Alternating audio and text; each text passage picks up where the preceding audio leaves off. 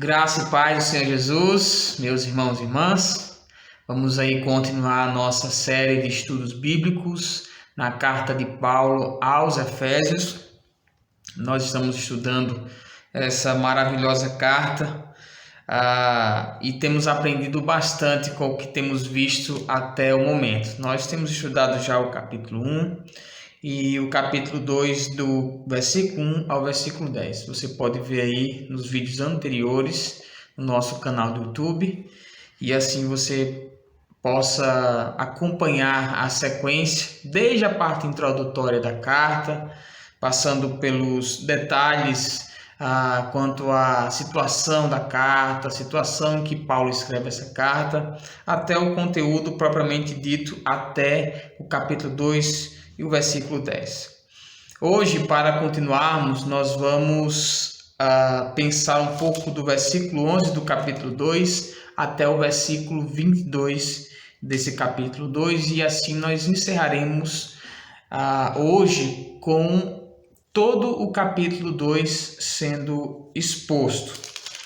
Nós expusemos no momento anterior, no encontro anterior, do versículo 1 ao versículo 10. E hoje eu gostaria de ler antes, para darmos sequência e você acompanhasse aí em sua Bíblia. Efésios capítulo 2, versículo 11, diz assim: Portanto, lembrai-vos de que outrora vós, gentios na carne, chamados incircuncisos por aqueles que se intitulam circuncisos na carne por meio de mãos humanas, naquele tempo estáveis sem Cristo, separados da comunidade de Israel e estranho às alianças da promessa, não tendo esperança e sem Deus no mundo. Mas agora, em Cristo Jesus, vós, que antes estáveis longe, fostes aproximados pelo sangue de Cristo, porque Ele é a nossa paz, o qual de ambos fez um, e tendo derribado a parede da separação que estava no meio, a inimizade, aboliu na sua carne a lei dos mandamentos na forma de ordenanças, para que dos dois criasse em si mesmo um novo homem, fazendo a paz, e reconciliasse ambos em um só corpo com Deus, por intermédio da cruz, destruindo por ela a inimizade. E vindo, evangelizou a paz a vós outros que estáveis longe, e a paz aos que estavam perto, porque por ele ambos temos acesso ao Pai em um Espírito. Assim, já não sois estrangeiros e peregrinos, mas concidadãos dos santos, e sois da família de Deus, edificados sobre o fundamento dos apóstolos e profetas, sendo ele mesmo, Cristo Jesus, a pedra angular, no qual todo edifício bem ajustado cresce para santuário dedicado ao Senhor, no qual também vós juntamente estáis sendo edificados para a habitação de Deus no Espírito. Amém. Vamos orar e pedir a Deus direção para esse momento. Pai Santo, nós queremos louvar o Senhor, pedir a Tua graça, a Tua bondade, a atuação sobrenatural do Teu Santo Espírito, por meio do qual nós entendemos a Tua palavra e podemos colocá-la em prática. Que o Senhor nos dê essa virtude e que o Senhor nos dê essa graça de sermos orientados pelo Senhor. No nome de Jesus. Amém. Deixa eu beber um pouquinho d'água aqui, que essa leitura deu um pouquinho de sede.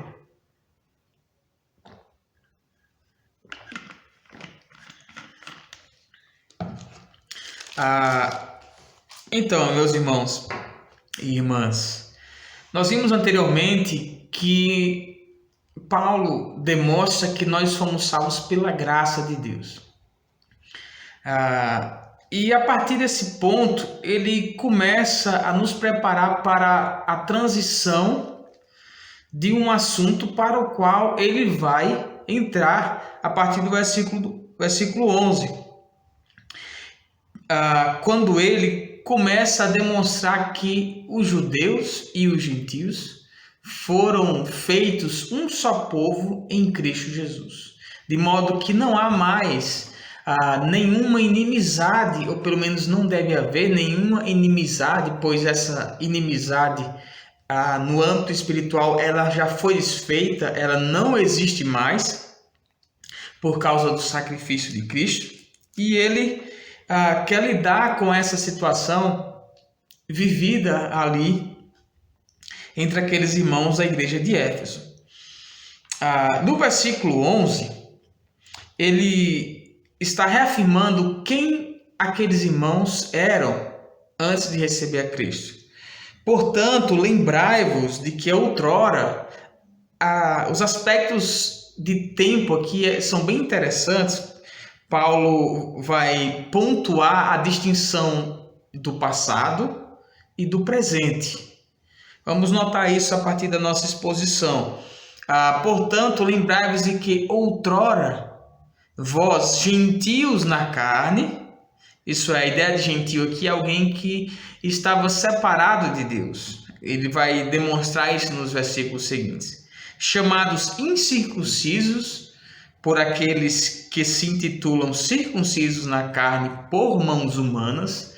Vale destacar que quando Paulo aborda esse assunto da circuncisão em Romanos, capítulo 4, mais especificamente, Paulo ali argumenta que a circuncisão, isso é, a marca da aliança de Deus com o povo de Israel, nada valia se o coração do povo não guardava essa aliança. De modo que, se alguém não fosse judeu, mas guardasse os mandamentos de Deus, essa pessoa era espiritualmente um circuncidado, ou seja, alguém que carregava não na sua carne, mas no seu coração a aliança com Deus, o relacionamento íntimo com Deus, e desfrutava assim das bênçãos da salvação. Então, os gentios eram chamados por aqueles judeus que se intitulavam circuncisos, alguém que tinha a marca da aliança de Deus consigo, eles eram chamados de incircuncisos. Esse era o povo, aqui no versículo 11, acerca do qual Paulo está falando. Lembrem-se de que outrora vocês eram incircuncisos. Vocês precisam lembrar de onde Deus tirou vocês. Deus tirou vocês de uma circunstância na qual vocês viviam separados dele. Vocês eram, de fato, separados de Deus. No versículo 12, o apóstolo Paulo vai dizer assim, naquele tempo, e aí ele retoma aquele tempo de outrora que ele falou no versículo 11, lembrai-vos de que outrora, no versículo 12, naquele tempo, ele vai destacar assim, pelo menos cinco razões, ou 5 aspectos desse distanciamento de Deus, no qual o povo gentil, o povo incircunciso, e isso também inclui nós, viviam. Primeiro, estáveis sem Cristo. Naquele tempo vocês estavam sem Cristo. Estar sem Cristo é estar sem um Salvador, é estar sem alguém que nos redime dos nossos pecados, é estar sem alguém que intercede por nós junto ao Pai, é estar sem alguém por meio do qual nós temos acesso a Deus pelo sangue vertido na cruz. Eles estavam sem o Messias, sem aquele que resgataria o povo dos seus pecados, da sua vida de distanciamento de Deus. Estar incircunciso, estar como um gentio, significava primeiro estar sem Cristo. Ainda ele diz assim no versículo 12, separados da comunidade de Israel. Isso significa que eles não tinham a identidade do povo de Deus. Eles não poderiam ser chamados filhos de Deus como gentios na carne. Eles não poderiam ser chamados povo de Deus nessas circunstâncias.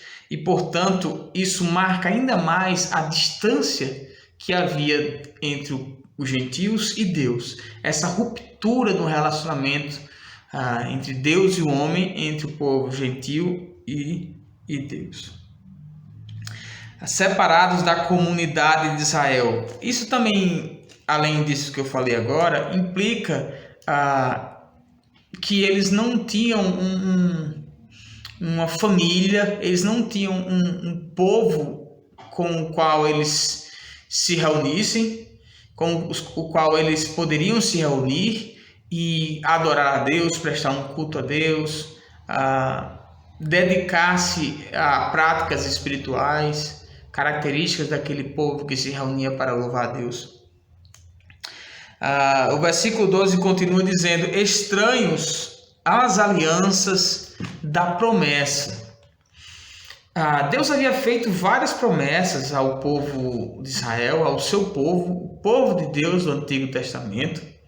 E essas promessas incluíam a terra, as bênçãos da terra, as bênçãos do descanso da terra, as bênçãos ali da lei, da palavra de Deus, as bênçãos que vinham por meio do serviço sacerdotal, melhor dizendo. E tudo isso, a instrução que vinha também por meio do sumo sacerdote, dos sacerdotes, os serviços levíticos, tudo isso eram bênçãos de Deus que alcançavam o povo. E essas bênçãos foram bênçãos prometidas ao povo. E o povo de Israel experimentava todas essas bênçãos a partir desse relacionamento com Deus. Era a partir de Israel também que Deus havia prometido o Messias.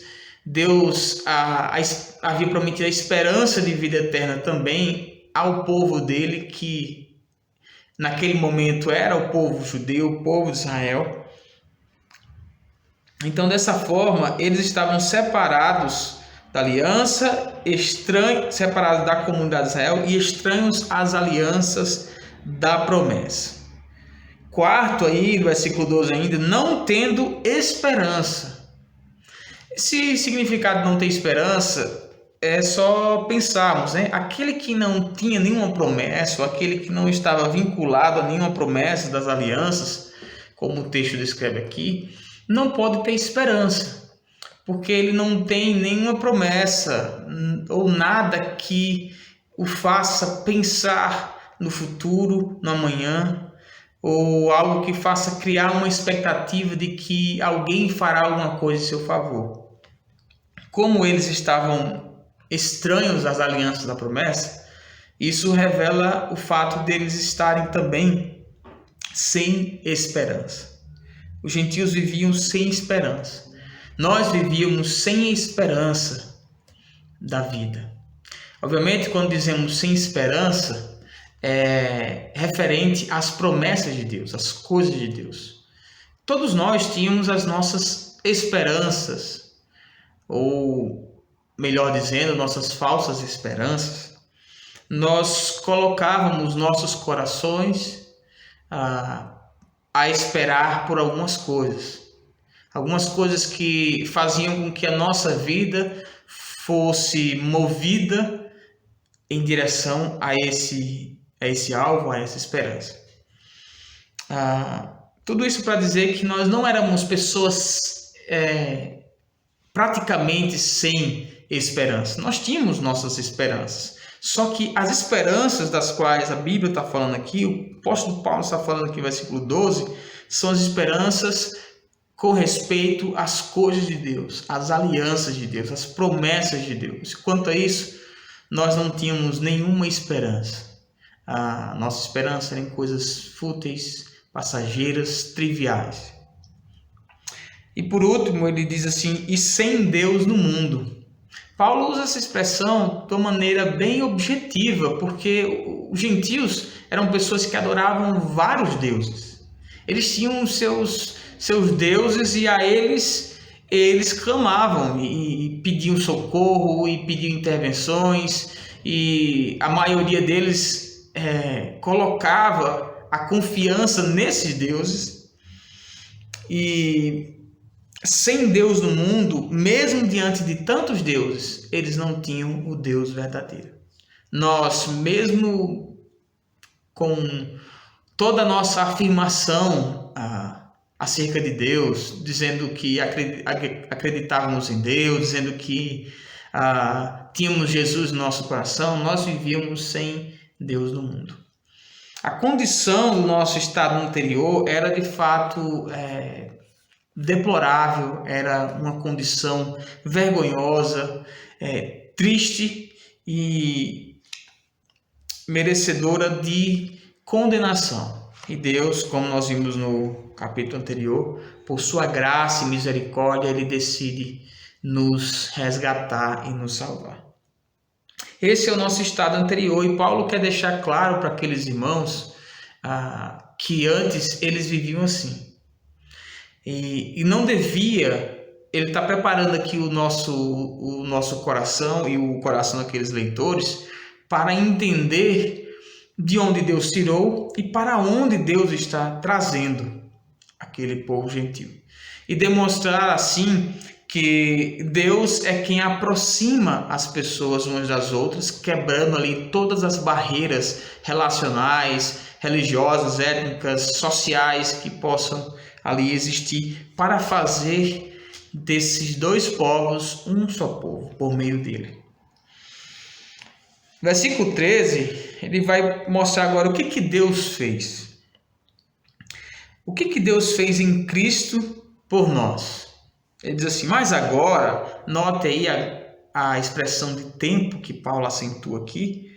Outrora, vocês faziam isso, naquele tempo vocês eram assim, mas agora, versículo 13, em Cristo Jesus, vós que antes estáveis longe, fostes aproximados pelo sangue de Cristo.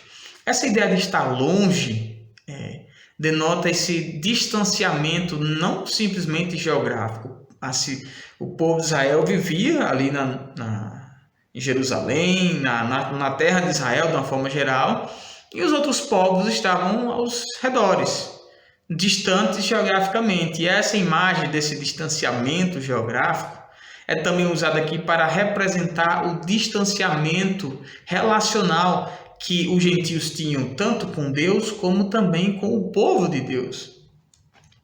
Em Cristo, somente em Cristo, é que nós somos aproximados, somos trazidos para perto.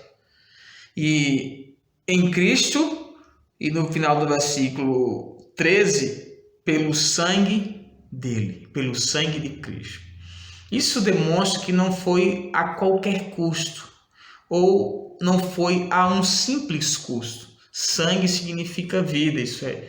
Foi pela vida de Cristo que vocês foram aproximados. Pedro vai dizer que nós não fomos resgatados por qualquer preço. Fostes comprados por um alto preço. E lembramos aquele cântico, né? Eu sei que foi pago um alto preço para que contigo eu fosse meu irmão.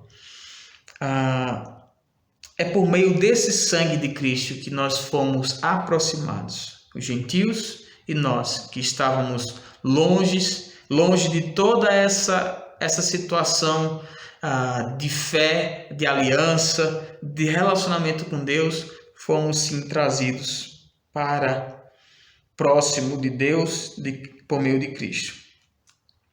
Aí a gente poderia pensar assim, não, olha, Deus nos traz para perto dele, só que quando ele nos traz para perto dele, já tem outras pessoas também perto dele. E essas pessoas são diferentes de nós. Isso não vai dar algum problema, não vai dar confusão, nós somos tão diferentes. Havia esse entendimento na época e é por isso que Paulo também escreve isso, tentando corrigir ali as intrigas, os partidarismos, as divisões que pudessem surgir naquele contexto, para preservar assim a unidade para a qual Deus nos chamou. E essa unidade é marcada pelo vínculo da paz. ele vai trabalhar isso também nos capítulos posteriores. Está apenas abrindo aqui essa ideia, mas lá no capítulo 4 ele vai falar que nós devemos nos esforçar para preservar a unidade do Espírito no vínculo da paz. E ele vai mencionar nesse texto aqui, do versículo 11 ao versículo 22, várias vezes a expressão paz. Paz, paz, paz. O meio pelo qual duas pessoas, dois povos, duas partes se relacionam por meio de uma paz estabelecida. Quando essa paz é estabelecida, isso implica que ela não existia. Havia uma separação, havia ali uma guerra, por assim dizer, pegando o contraste aí da paz. Mas o versículo 14 ele diz assim: porque Ele é a nossa paz, Ele, Cristo. Cristo é a nossa paz, o qual de ambos fez um.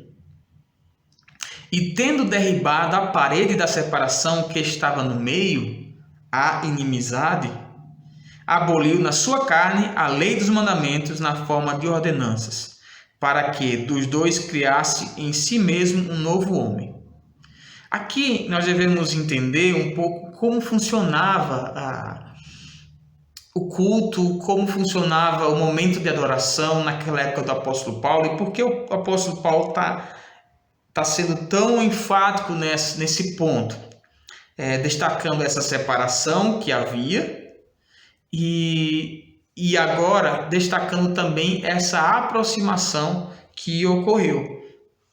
Quando ele diz que Jesus é a nossa paz e de ambos fez um, Jesus fez isso derribando a parede da separação. Paulo aqui recupera uma ideia muito conhecida que os seus leitores tinham, a ideia de que no momento da adoração, no templo, havia uma divisão entre os judeus e os gentios. Os judeus ficavam de um lado e os gentios ficavam no outro lado. E esses grupos eram divididos, separados por uma parede. Essa parede, inicialmente, ela não existia no templo, mas ela foi posteriormente colocada, isso na época de Paulo já tinha, né? Para que não houvesse uma aproximação dos judeus com os gentios. Por quê? Porque os gentios eram considerados impuros. Eram consideradas pessoas que poderiam contaminar cerimonialmente os judeus. Os gentios vinham das suas terras, vinham dos seus contextos, e tudo isso, para os judeus, poderia ser uma forma de contaminação cerimonial. Além de todos os aspectos que diferenciavam os judeus dos gentios, ainda tinha essa questão da aproximação no momento de adoração pública. E para Paulo, Jesus veio e simbolicamente, porque essa parede ela só foi destruída com o tempo, com a destruição do templo posteriormente, né? Mas essa parede, ela, mesmo muitos anos depois, até hoje, ela continua sendo a parede real, no sentido relacional, né? E para Paulo, Jesus veio para desfazer e destruir essa parede, fazendo assim de dois povos um só povo, de ambos um. E dessa forma, judeus e gentios podem estar no mesmo local, no mesmo momento de adoração, juntos reunidos, sem a preocupação de estarem sendo contaminados cerimonialmente.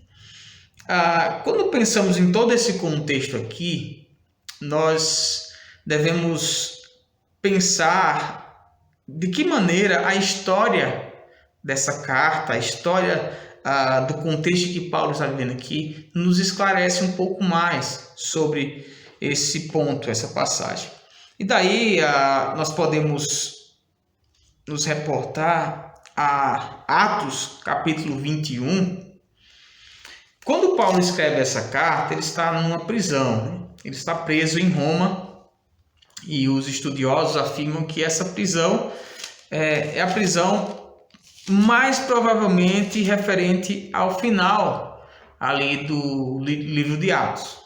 E toda essa situação foi desencadeada quando Paulo entra no templo com os gentios, mesmo depois de ter se submetido voluntariamente a algumas purificações exigidas pelo costume da época. Paulo é acusado e levado para as autoridades daquela época para ser preso, justamente por causa disso, levar um gentio para o momento de adoração. Isso está em Atos capítulo 21. Eu vou ler só o versículo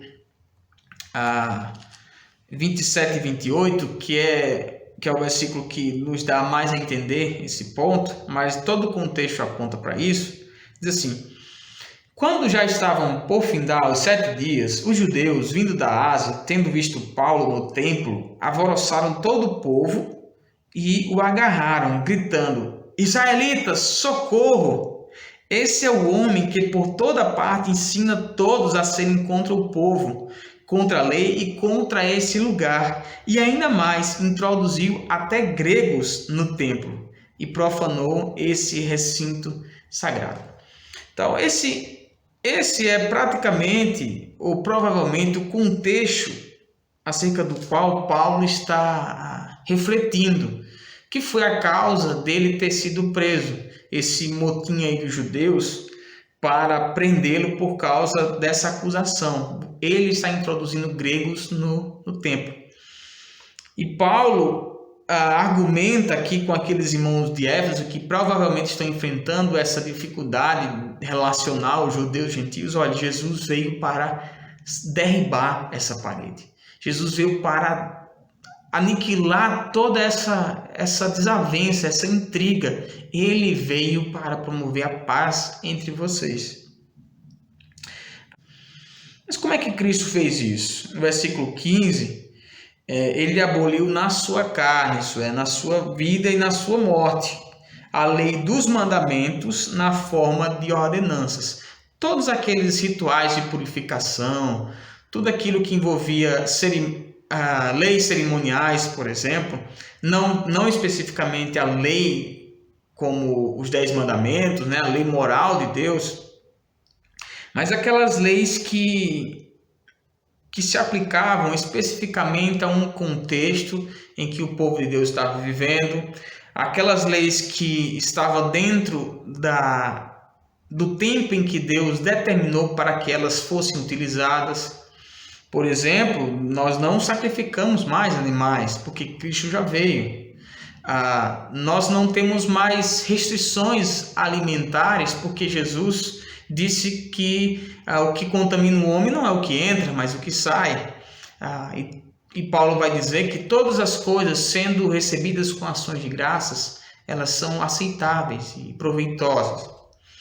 Então, várias coisas com respeito às leis cerimoniais, leis de purificações, elas foram abolidas na carne. Elas tiveram o seu valor durante todo o tempo em que vigoraram.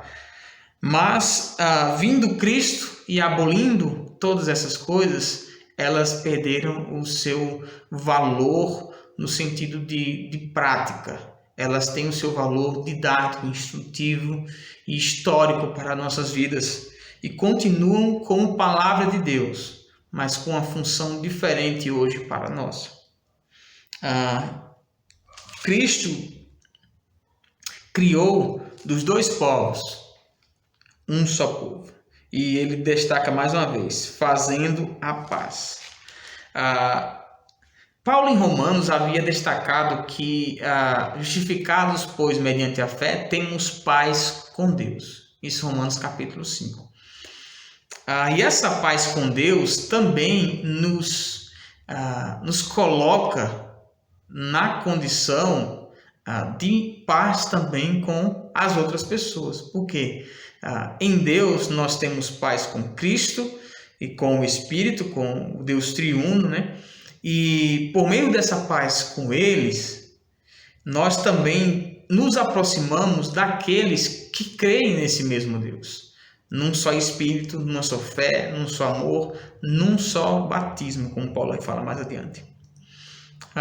E ele vai repetir no versículo 16 uma ideia semelhante: e reconciliar-se ambos em um só corpo com Deus. Essa ideia de corpo, essa metáfora do corpo, é para trazer a força à ideia de unidade, né? Unidade mesmo com as suas diversidades.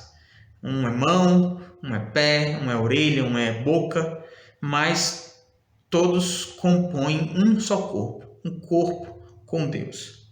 Por intermédio da cruz, destruindo por ela a inimizade.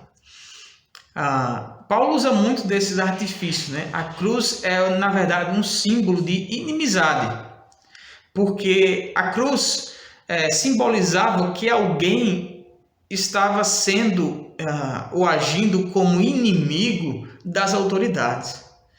E por causa dessa inimizade contra as autoridades, contra as leis, essa pessoa era morta. Mas foi justamente através desse meio, dessa cruz, dessa inimizade, no caso, dessa inimizade com Deus, a cruz representa que alguém morreu carregando uma culpa, e essa culpa em Cristo era nossa, e portanto nós éramos inimigos de Deus. E foi justamente através dessa cruz, desse símbolo de inimizade, que Deus destruiu a inimizade entre nós. Cristo sofreu todas as consequências das punições daqueles que eram inimigos de Deus, nós, para que nós juntos agora pudéssemos viver em amizade, em paz. E não mais em contenda, não mais em brigas, mas em paz uns com os outros e com Deus, por meio da cruz. Ele fez isso por meio da cruz. 17, ele diz assim: e vindo ele, evangelizou a paz. Mais outra vez, Paulo falando sobre paz. A vós outros que estáveis longe, e paz também aos que estavam perto. Porque por ele ambos temos acesso ao Pai em um Espírito. Assim não sois estrangeiros e peregrinos, mas concidadãos dos santos, e sois da família de Deus. Paulo também fazia questão de destacar que não havia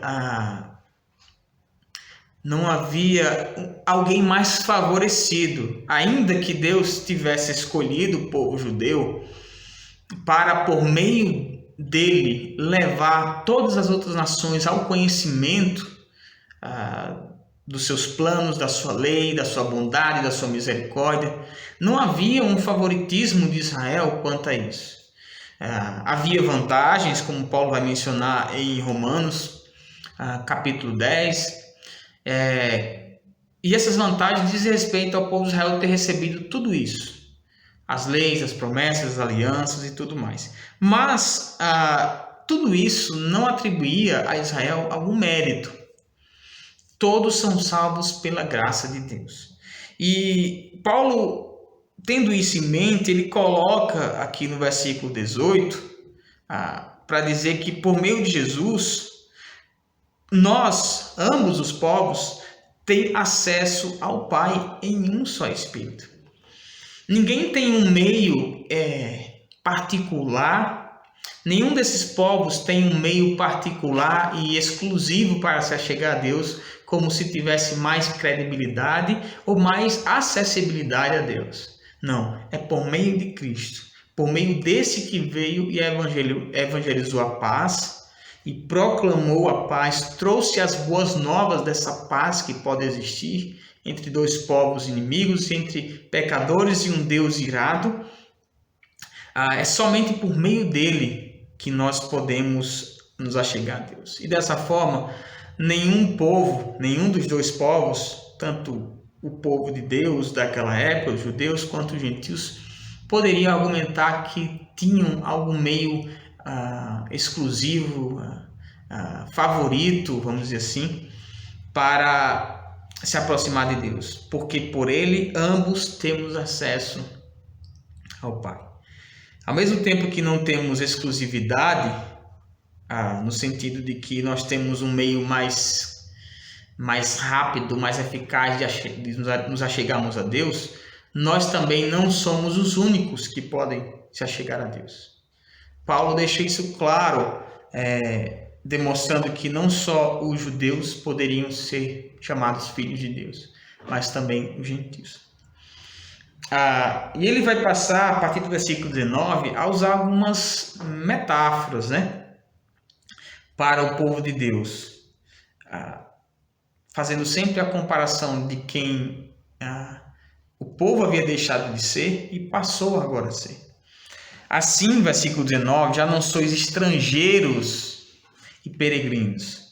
Agora ele usa duas palavras específicas para significar aqueles que estavam longe. Aqueles que estavam longe eram estrangeiros e peregrinos. Estrangeiros e peregrinos eram pessoas que não tinham os privilégios de um cidadão comum de uma determinada localidade.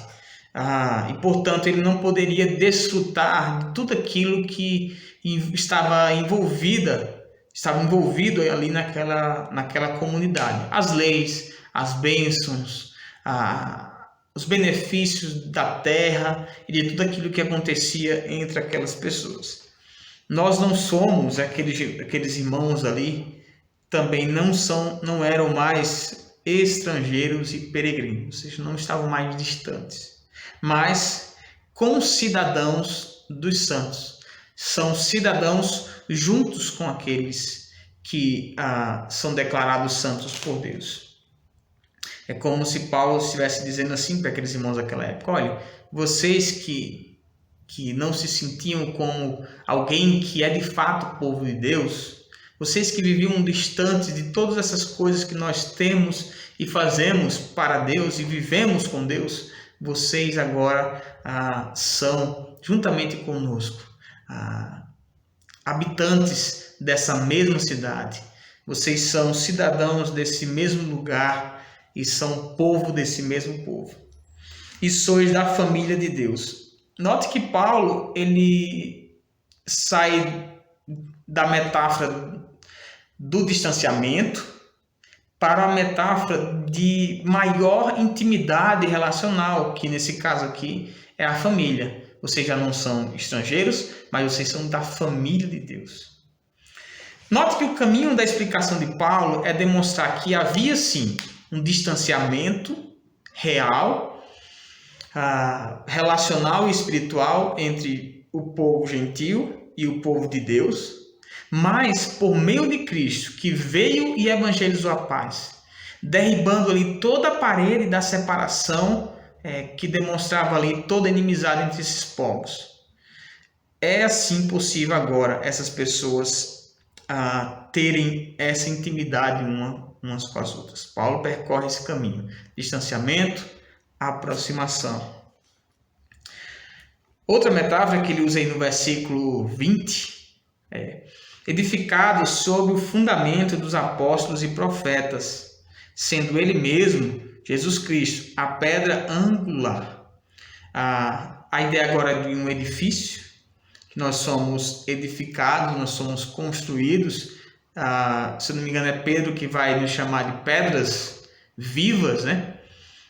Somos colocadas umas sobre as outras ali, construindo um edifício. Essa ideia de que nós somos construídos é como se nós estivéssemos sendo construídos sobre o fundamento dos apóstolos e profetas.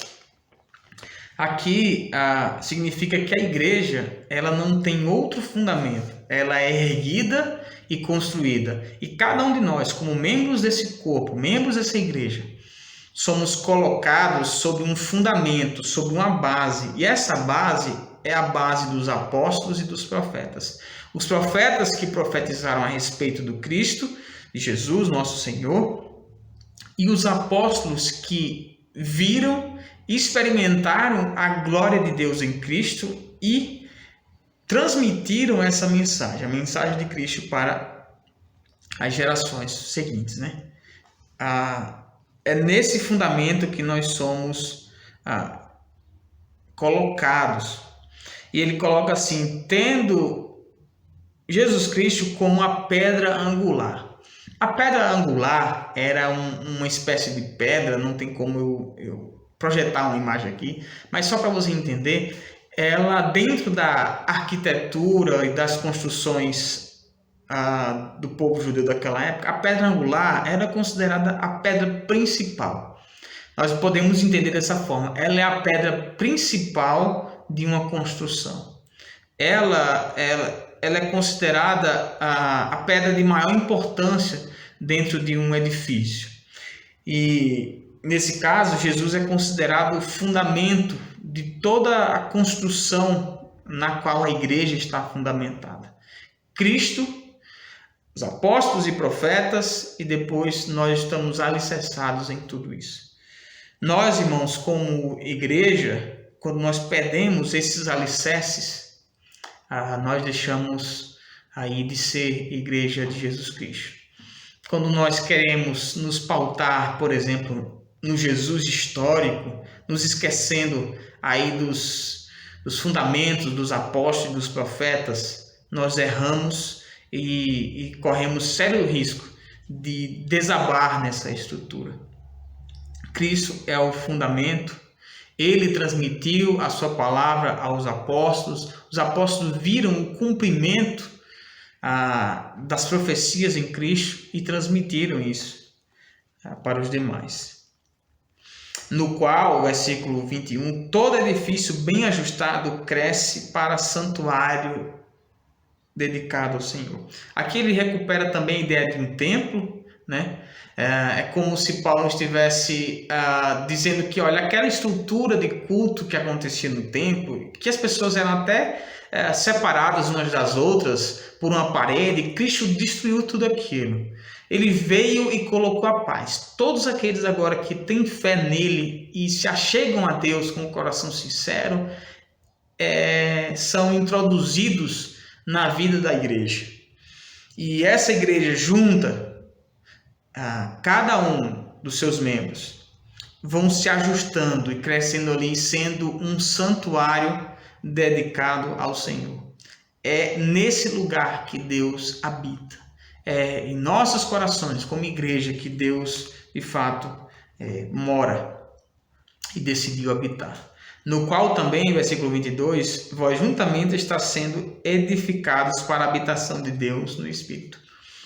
Então, Paulo aqui fecha esse versículo 22 dizendo que vocês também, juntamente, estáis sendo edificados. Ou seja, tanto vocês como nós, que cremos em Jesus, estamos sendo construídos aí e recebendo essa habitação de Deus no Espírito. Tendo como fundamento Jesus Cristo, mais acima os apóstolos e profetas, Jesus como sustentador de tudo isso, e Deus habitando em nós, nessa estrutura maravilhosa que é a igreja. Então, meus irmãos, que isso nos ensine sobre qualquer tipo de inimizade, separação que a gente possa perceber dentro da igreja, nos conduzindo dessa forma a rejeitar esse tipo de coisa, esse tipo de inimizade, de segregação racial, social, de preferências pessoais. Cristo veio para evangelizar a paz. Cristo veio para trazer a paz e nos formar um só povo. Primeiro passo é entendermos que somos um só povo. Somos um só corpo.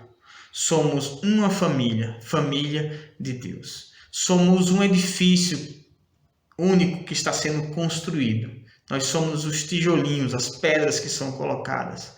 E Deus habita em nós. E dessa forma nós devemos semear, desfrutar, fazer como Jesus também, evangelizar a paz entre as pessoas distintas umas das outras, para que, de fato, a gente possa experimentar todas as bênçãos de Deus que vêm por meio dessa unidade. Paulo vai desenvolver mais essa ideia no capítulo 3 e no capítulo 4. Vai ser essa uma das razões pelas quais ele vai orar intensamente por aquele povo. Então, que Deus abençoe a sua vida, que Deus possa de fato produzir fé no seu coração através dessa palavra e você possa aprender com ele por meio das Sagradas Escrituras. E que nos estudos seguintes você também possa aprender com o Senhor. Que Deus abençoe a sua vida, fique na paz do nosso Deus.